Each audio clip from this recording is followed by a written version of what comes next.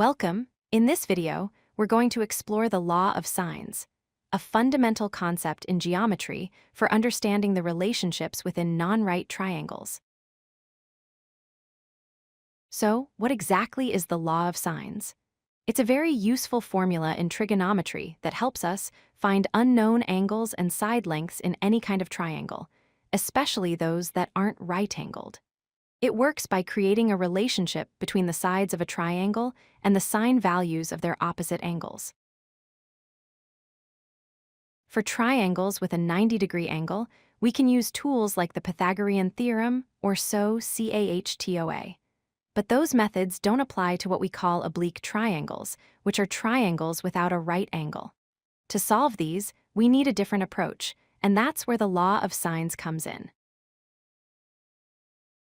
Here is the formula itself.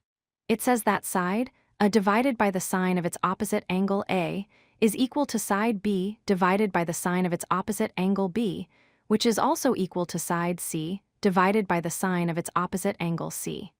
This ratio is the key to the whole concept.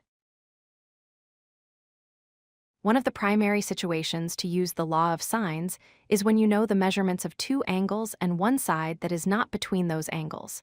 This is known as the angle-angle side, or AAS case. With this information, you can set out to find the remaining unknown side and angles. Let's walk through an example.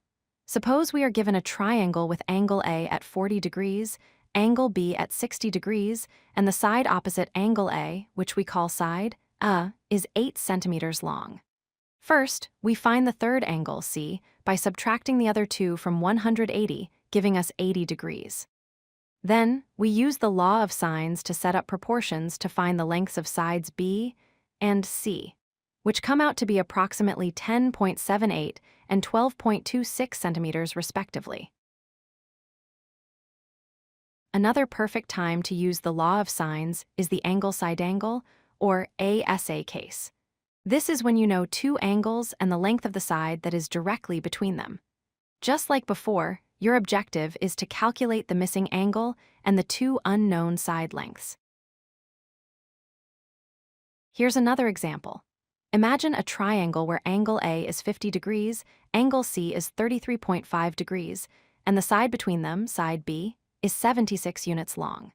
First, we find angle B, which is 180 minus the two known angles, resulting in 96.5 degrees. From there, we can apply the law of sines to determine the lengths of side A and side C, which are approximately 58.6 and 42.2. A quick word of caution is needed for the side-side angle case, where you know two sides and an angle that is not between them. This scenario is known as the ambiguous case because the given data could form 0, 1, or even two distinct triangles. It's a more advanced topic, but important to be aware of. So, let's do a quick recap.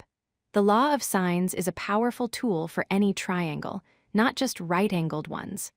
The core idea is that the ratio of a side's length to the sine of its opposite angle is the same for all three sides of the triangle. Remember these key points. The law of sines is for any triangle. It's best used when you have an angle-angle side or an angle-side angle setup.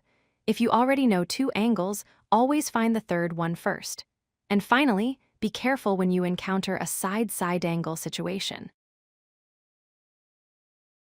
Thank you for watching. Hopefully, this gives you a solid understanding of the law of sines. Continue to explore the fascinating world of geometry and trigonometry.